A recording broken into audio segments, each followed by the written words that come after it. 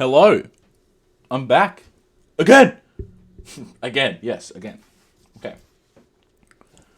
I've decided I'm going to make a couple thought-provoking videos that you're going to like, okay? You're going to be like, this really intrigues my brain, which is important, okay? You should be enlightening your brain to different things. You should be like, being like, oh, well, I should look at things this... No. You should use your brain to analyze different things because it's it's a great tool, okay? It's a great tool. And by the way, yes, I do these unfiltered, and there's no script, okay? It's just thought, just brain. Like thinking, that... See, this is important, like... If you're analyzing stuff with your brain, you can, do this. This is all just thinking. So anyway, what's the topic? The topic is religion. Why I think it's important. I have a Bible in my room, I don't read it that much because I'm focused on other things, but it's there. I could use it to, learn different things and different values, and the values in the Bible are actually very good, okay? And I feel like people don't focus on the values whatsoever. They just focus on the fact that, oh my god, it's unrealistic, blah, blah, blah, blah. Who cares, okay? Who cares if, it's not scientific that Jesus Christ isn't a thing, okay? I feel like that's distracting us from, the actual, end goal of religion, which is, to keep us as productive, good citizens, so we produce good results. This is why places in the UAE always get, top engineers, doctors, all that, because, it restricts them to, and makes them productive,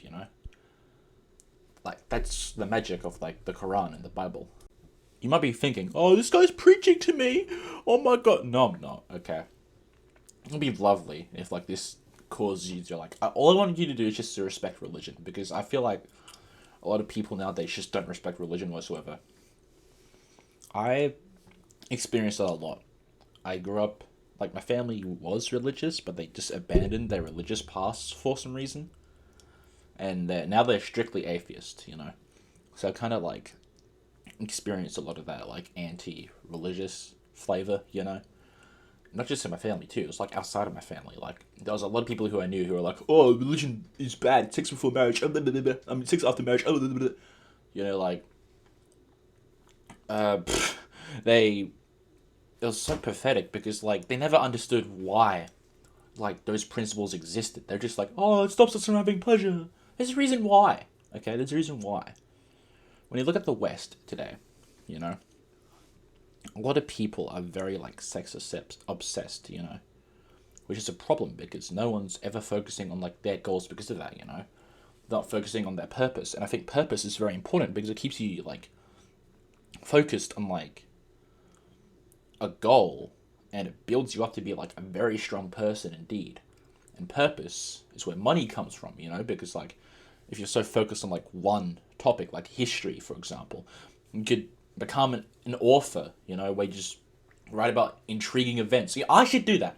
I should write a book about events in history, let's come up with an idea. Events in history that changed continents, I'd say. I could talk about the Julius Caesar and his assassination and, how that changed the continent of Europe forever, That's the book idea. There you go. Okay, you're interested in history, so you're going to become an author. You're going to write books about important events. Okay, that's where passion comes from. You love something, and you end up making that your big selling point. You get money out of it, for example. Okay, when you're sex obsessed, right? You don't focus on those things, do you?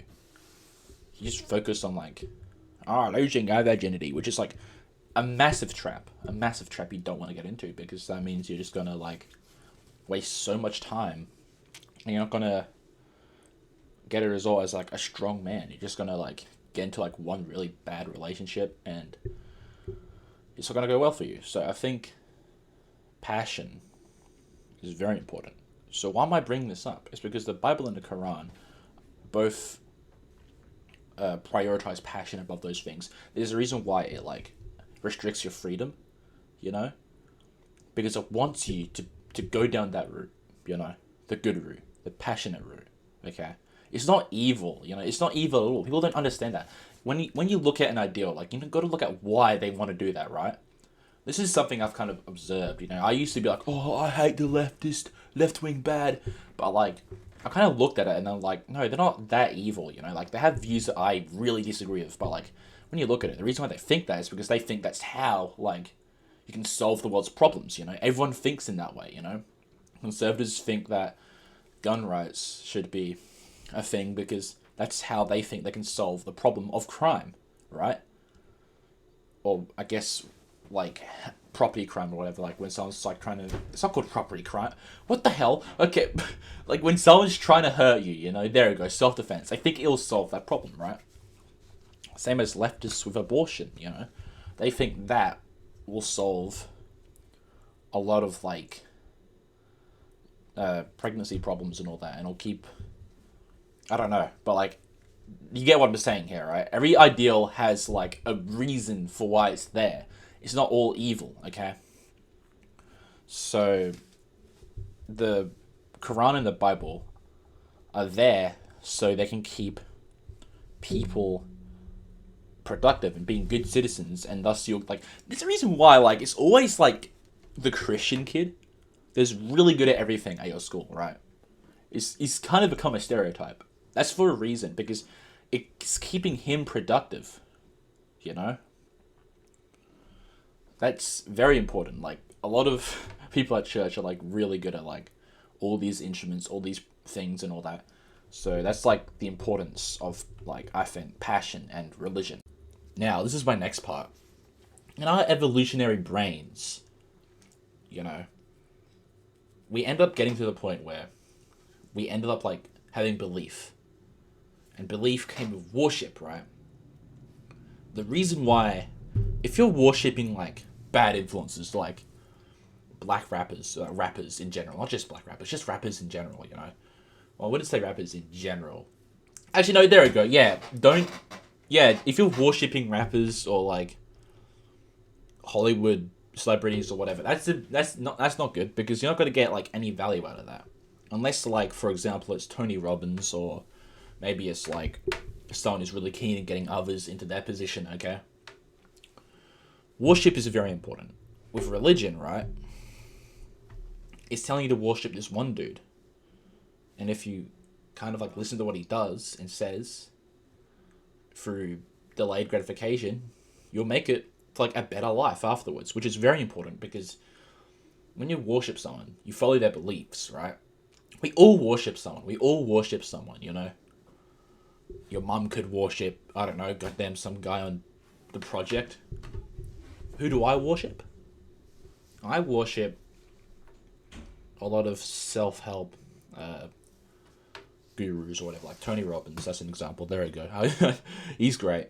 But what do a lot of people nowadays worship? Especially in the West. They worship, like, a lot of these bad influences. Like, there's a lot of women nowadays that worship Cardi B, which, like, I think that's not even good, because the messages she has in her music,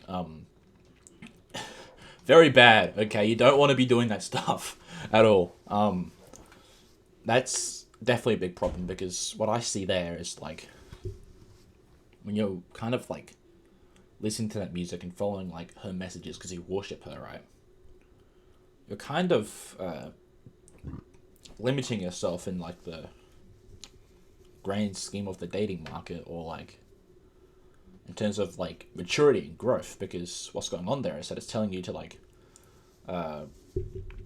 it's like her music is entirely based on promiscuity and, like, doing drugs and all that.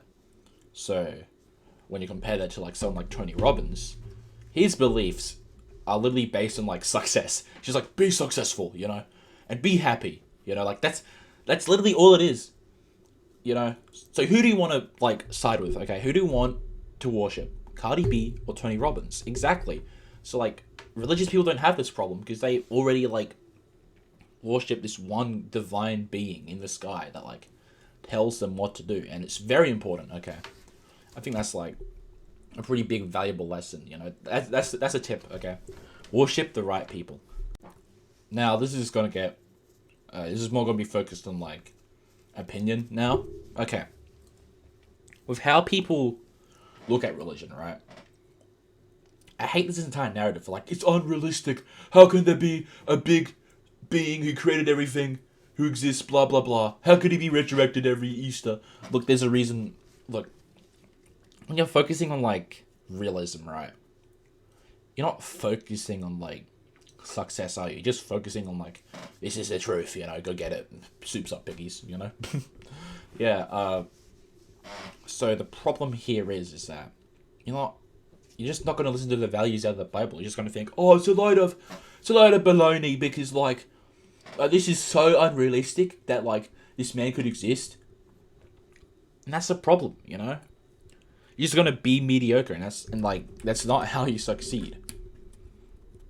So, like, what really itches me here is that like these people who kind of like look at like religion and call it unrealistic and use that as their main arguments, you know, they're not they don't they're not looking at like the canvas correctly. They're just like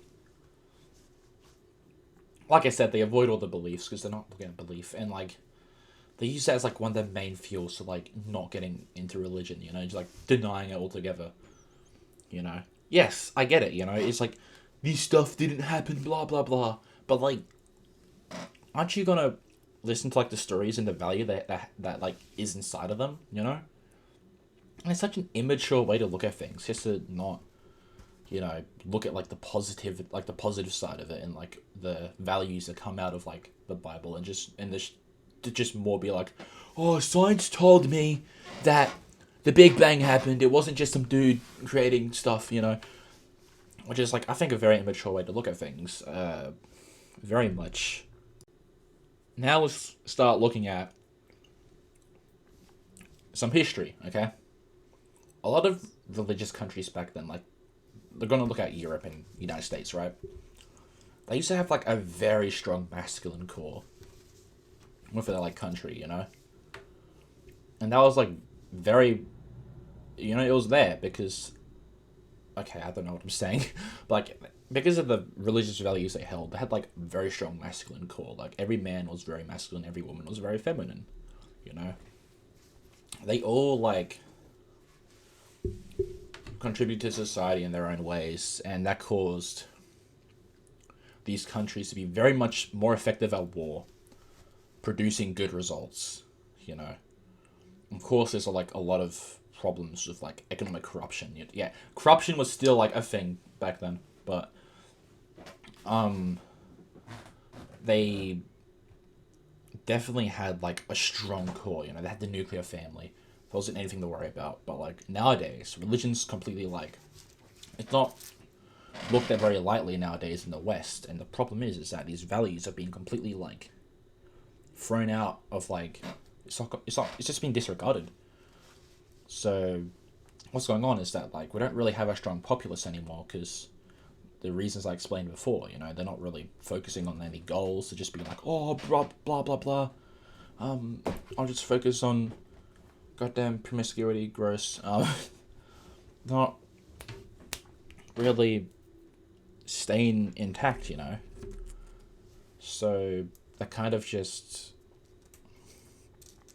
staying really weak because these values aren't really taught to our kids. Well, I'll compare this. Now, I think this is like very similar to like the fall of the Roman Empire, you know. The Romans used to have these core values, and thus they'd always dominate in every single war, you know, like the rise of the Romans saw them dominate. Well, they didn't dominate Carthage. That was a very difficult war, but like they end up winning anyway. And they especially dominated them on the Third Punic War, right? When they went to war with like the Macedonian kingdom and the Seleucid Empire, you know, you would expect the Seleucids to have like an upper hand, right? Because like they're already doing really well under Antiochus the Great or whatever.